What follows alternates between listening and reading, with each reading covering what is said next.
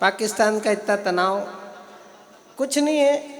जब bin Laden पकड़ में नहीं आ रहा था अमेरिका के, तब हमने अमेरिका को कहा था कि हिंदुस्तान की पुलिस को जिम्मेदारी दे दे, 1.5 दिन में 2 आदमी एक साथ कबूल करेंगे कि हाँ मैं ही लादेन हूँ। ये कौशल हमारी पुलिस के पास है, ये चाहे तो कुछ भी कर सकती है। लेकिन भाई ने बहुत अच्छा सुनाया और उन्होंने कहा कि भारत और पाकिस्तान ऐसा कुछ नहीं है। 1947 में ये देश का बंटवारा हुआ था, पाकिस्तान बनाया था मुसलमानों के लिए। फिर भी कुछ मुस्लिम भाई यहीं पर ही रुक गए। वो भाग्यशाली हैं जो यहाँ रुक गए, वो जूते खा रहे हैं जो वहाँ गए थे। क्या बात है, क्या बात है। मैं सिद्ध करूँगा, वो कर दूँ तो फिर आपकी तालियां चाहिए। 79 सालों में उनका अब्दुल अभी भी कश्मीर में घुसता हुआ मारा जा रहा है और हिंदुस्तान में रहने वाला अब्दुल कलाम बनकर पूरी दुनिया में पुजा रहा है। ये हमारी ताकत है, ये हमारे सनातन की ताकत है, ये भारत के लोकतंत्र की ताकत है, ये भारतीयता की ताकत है। हमने हिंदू मुसलमान में भेद नहीं किया, लेकिन जब हिंदुस्तान के अंदर भारत मुर्दाबाद और पाकिस्तान जिंदाबाद सुनते हैं तो ये कहने का मन होता है कि गांधी के इस देश में भी वो समय अब आ गया है, गोलियों की भाषाओं से बात होनी चाहिए। लाड़ प्यार तो बहुत जता चुके हो इनसे, अब सीधे सीधे साफ साफ बात होनी चाहिए। चाणक्य के बेटे हो ये भूलते हो काहे साथी, चोटी में स्वाभिमान की गठान होनी चाहिए। इस पार रह के उस पार की जो जय बोले, उनसे 2-2 हाथ मुलाकात होनी चाहिए। आइए मैं इस कवि सम्मेलन के जड़ जेवरों तक पहुंचाना चाहता हूं। इन तीनों कवियों ने अगर अच्छा काव्य पाठ किया हो तो एक बार इन तीनों के लिए एक बार जोरदार तालियां बजाइए। और मैं मेवाड़ से आए हुए हास्य व्यंग्य के उस लोकप्रिय कवि को बुला रहा हूं जो केवल श्रोताओं का कवि नहीं है, वो मंच पर बैठे हुए कवियों का भी कवि है। कुछ कवि ऐसे होते हैं जिन्हें केवल जनता सुनना चाहती है, कुछ कवि ऐसे होते हैं जिन्हें पीछे के कवि सुनना चाहते हैं, लेकिन कुछ कवि हर पीढ़ी में ऐसे आते हैं जिन्हें सामने और पीछे दोनों के लोग बैठकर सुनना चाहते हैं। मनोज गुर्जर अपने आप में संपूर्ण कवि है, वो 24 घंटे का कवि, वो आदमी कम और कवि ज़्यादा है। अब अगर उसके आप घर जाओगे तो आपको उसको पहचानने में 15 मिनट लगेंगे कि यही मनोज गुर्जर है। आप तो कम कीचड़ में बैठे हो, इससे ज़्यादा कीचड़ में तो वो भैंसों को सानी देता है रोज जाके। एक दिन तो बता रहा था कि मेरा नौकर मर गया दूध पीते पीते। मैंने बोला दारू पी के मरते हुए लोग देखे, दूध पीते हुए कैसे तेरा नौकर मर गया? बोले भैंस से डायरेक्ट थन से पी रहा था और भैंस बैठ गई। तो मैंने कहा भैंस क्यों बैठ गई? बोले मैं आ गया था। तो मैंने कहा तू आ गया था तो भैंस क्यों बैठ गई? बोले भैंस मेरे सम्मान में बैठ जाती है। तो मैंने कहा यार इसकी तो भाषा भैंस तक जानती है, बताओ कितना प्रभावशाली आदमी। अभी हम एक दिन कवि सम्मेलन में गए तो मैं और एक बड़े कवि हमारे, तो हम दोनों गए। तो मैंने कहा चलो आज मनोज के यहाँ चाय पीते हैं। मनोज के घर चाय पीने गए तो 2-3 बच्चे बाहर खेल रहे थे। एक छोरे का मुंह बायोलॉजिकल थोड़ा इससे मिल रहा था।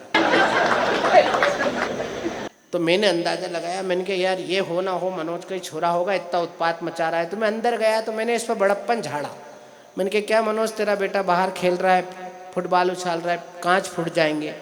तो मनोज तो गुर्जर है, फुल कॉन्फिडेंस से इसने वहीं से झांक के देखा और कहा भाई साहब ये मेरा बेटा थोड़ी, ये तो मेरा भतीजा है। मैंने कहा तेरा बेटा कौन सा है? बोले मेरा बेटा तो वो है जो तुम्हारी गाड़ी की हवा निकाल रहा है।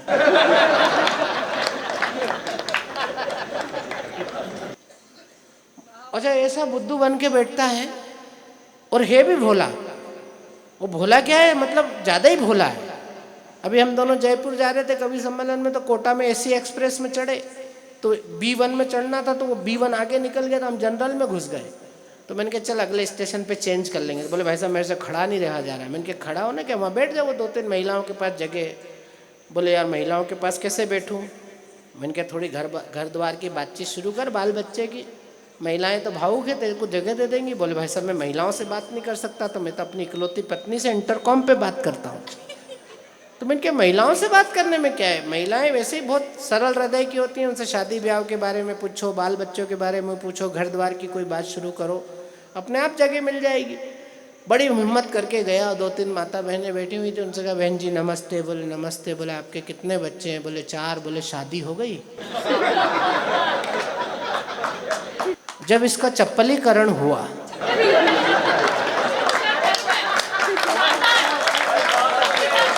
हाँ तो वैसे पूछेगा तो क्या इसको नारियल चढ़ाएगी क्या? दिया हमने चार्ज। मैंने क्या मनोज तूने ना की कटा दिया, तेरे को इतनी अकल नहीं, जब बच्चे हो गए तो शादी हो ही गई होगी ना। तो बोले क्या हुआ? मैंने कहा तेरा क्रम गलत है बेटा, पहले बच्चे थोड़ी, पहले शादी फिर बच्चे, ऐसे प्रश्न करना चाहिए। बोले अच्छा ऐसे करना है? बोले हाँ। मैंने कहा ढंग से करना। अब आगे फिर गया, बोले बहन जी नमस्ते। बोले नमस्ते। बोले आपकी शादी हो गई? बोले नहीं। बोले फिर कितने बच्चे हैं? मैंने कहा भैया तू तो आजा कविता ही पढ़ ले। एक बार जरा जोरदार तालियां बजाओ। परिचय बस इतना कहूं और नहीं कछु खास। आहा, रामदास हनुमान जी, हम दासन के दास। वाह। माचार्य को नमन करता हूं, मंच और आप सभी को प्रणाम करता हूं। भाई साहब ने भैंसों की और मेरी इतनी अच्छी कन्वर्सेशन बताई कि मेरे एक बार ऐसे करने का मन कर रहा है।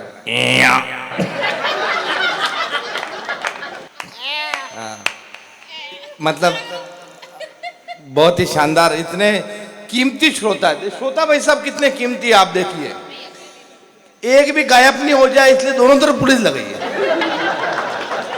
इन्वर्टेड कोमा है क्योंकि इंपॉर्टेंट होता है, इसलिए इन्वर्टेड कोमा लगा रखा दोनों तरफ।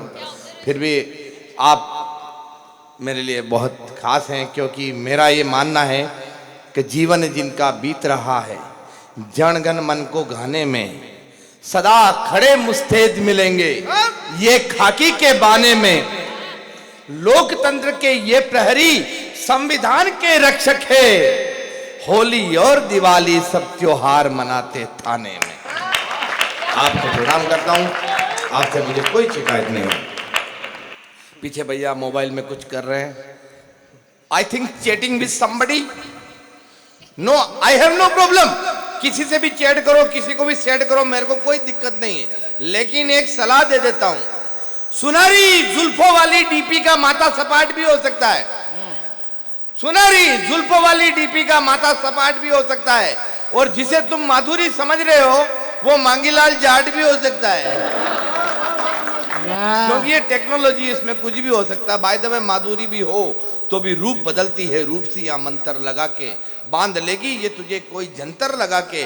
डीपी देखकर दीवाने न बनो नादान आशिको, सेल्फियां लेती हैं लड़कियां फिल्टर लगा के। वाह, ये फिल्टर का जमाना है। क्योंकि मैं मेवाड़ से आया हूं, हल्दी घाटी से आया हूं, मैं चार पंक्तियां शौर्य और वीरता पराक्रम की आपके बीच में रखना चाहता हूं।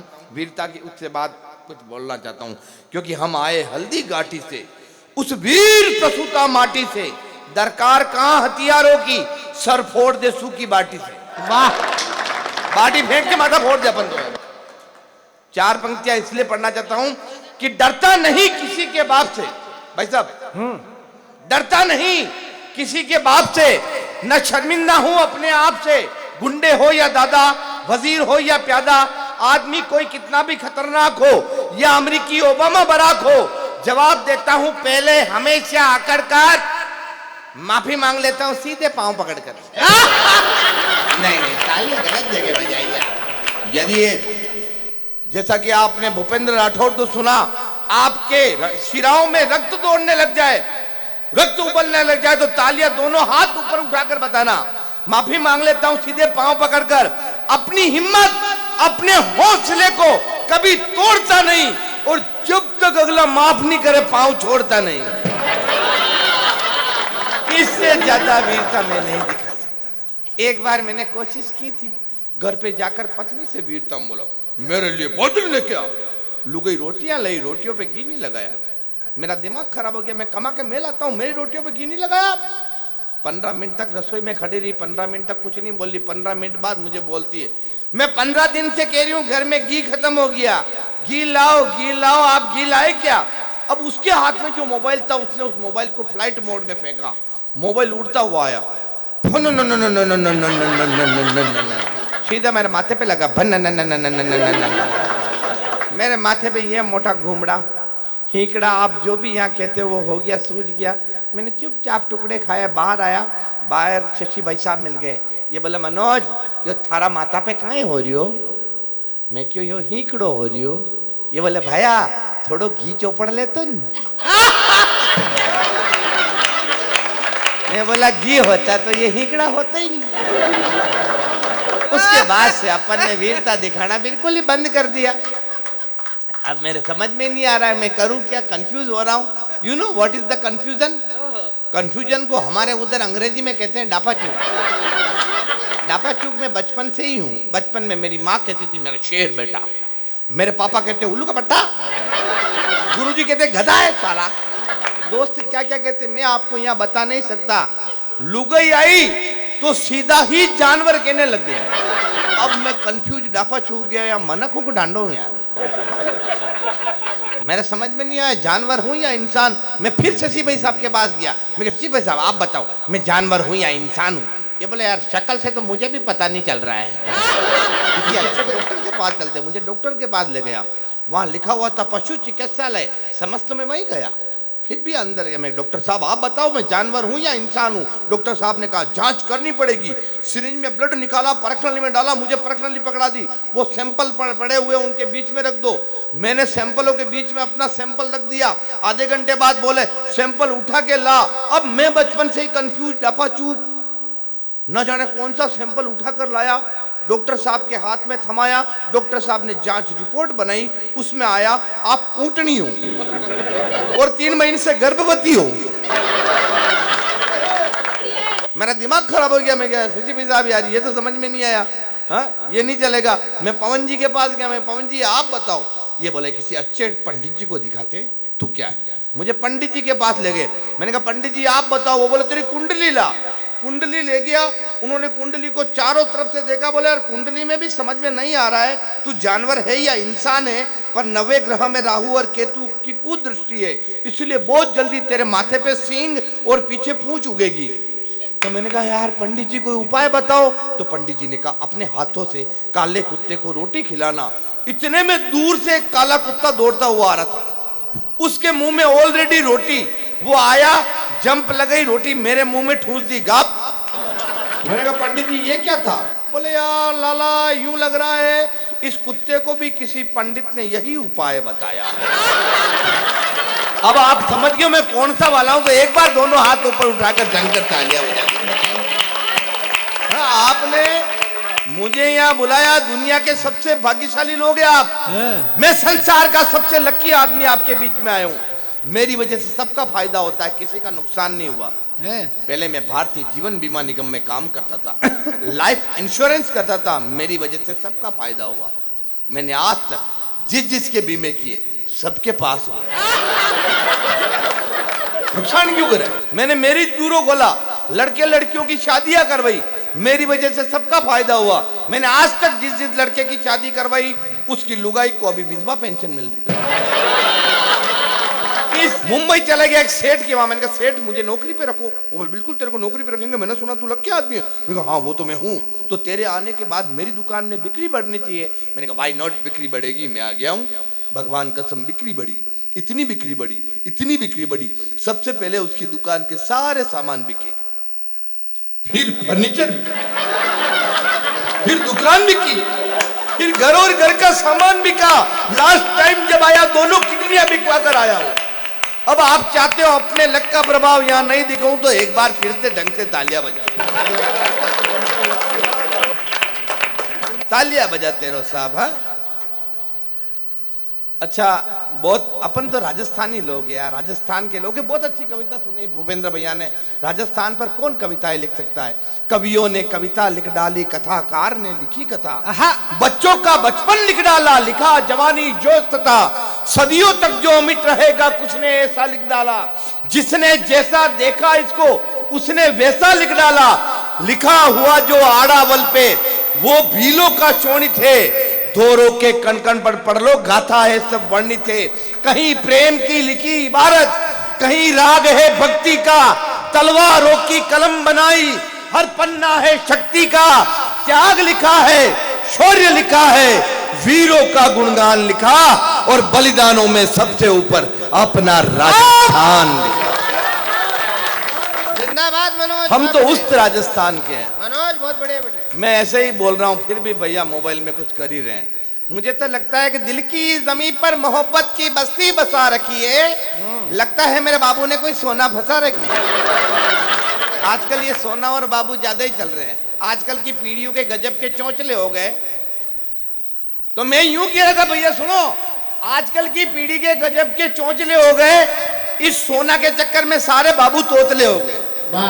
क्या तोना बाबू क्या तल्ला है, मेले बाबू क्या तल्ला है, तोना बाबू ताना ताया, तोना बाबू पानी पिया, तोना बाबू पार्टी करेंगे, तोना बाबू घूमी चलेंगे, सोना बाबू जींस दिलाएगा, सोना बाबू मूवी दिखाएगा, सोना बाबू फोन दिला दे, सिम मेरा रिचार्ज करा दे, लव पे मेरी चर्चा करना, सोना बाबू खर्चा करना, पैसों का हो गया काटा तो सोना बाबू, और सोना मिल गई टक्कर में, बाबू फंस गया चक्कर में, क्लेश करे और कांड करे, रोज नई डिमांड करे, बाबू उससे डरता है, मांगे पूरी करता है, चाटा मारे रोने न दे, सोना बाबू सोने न दे, गाड़ी बिक गई, बिक गया बंगला, सोना बाबू हो गया कंगला, किस्मत में अब बाटा तो सोना बाबू। बोलो सोना मैया की, बोलो बाबू भैया की। अंतिम में कविता बोलिए। हाँ। अंतिम एक कविता, इतना शानदार आयोजन कर रहे हो आप लोग हो कौन, ये कवि कौन है, हम सब लोग कौन है। एक अंतिम कविता मैं आपके बीच में रखना चाहता हूँ। स्वागत। राजनीति पर, इस पर हम क्या बोले। आजकल देश की हालत वैसे ही बड़ी खराब हो गई, राजनीति जहरीली शराब हो गई, नेता नशे में डोल रहे हैं, काले को सफेद बोल रहे हैं, शेर घास पे जिंदा है, बिल्ली चूहों से शर्मिंदा है, बकरियां काटने लगी है, लोमड़ियां उड़ने लगी है, कुत्तों के पंख आ गए, बंदर भी पगला गए, कौवे बिल बनाने लगे, कबूतर सांप को डराने लगे, हाथी खेतों की रखवाली कर रहे, खरगोश खजूर पर चढ़ रहे हैं, घोड़े शर्म से गड़ रहे हैं और गधे चुनाव लड़ रहे हैं। वाह। इसलिए हम क्या राजनीति पर बात करें। अंतिम कविता, आप लोग कौन हैं। सब जीव जगत से नाता है, वसुधा के भाग्य विधाता है। वाह वाह। सब जीव जगत से नाता है, वसुधा के भाग्य विधाता है, बलिदानी पथ पर चलते हैं, तप तप के तप में जलते हैं, संताप सभी सह लेते हैं, जो मिले अभाव रह लेते हैं, जीवन में स्वाभिमान रहा, रामायण जिनका गान रहा, सम्मान करें हम संतों का, गुणगान करें श्रीमंतों का, सीने में आग समेटे हैं, केसरिया वस्त्र लपेटे हैं, कहो गर्व से सनातनी हम श्री राम के बेटे हैं। आधार उन्हीं से है अपना, संसार उन्हीं से है अपना, सब माया वो ही रचते हैं, सांसों में वो ही बसते हैं, रमते हैं वो ही कण कण में रटते हैं, जिनको हर क्षण में कष्टों के तारणहार वही, भक्तों के पालनहार वही, गट गट के अंतर्यामी है वो, तीन लोक के स्वामी है, जो क्षीर सिंधु के पेटे हैं, वो शेष नाग पर लेटे हैं, कहो गर्व से सनातनी हम श्री राम के बेटे हैं।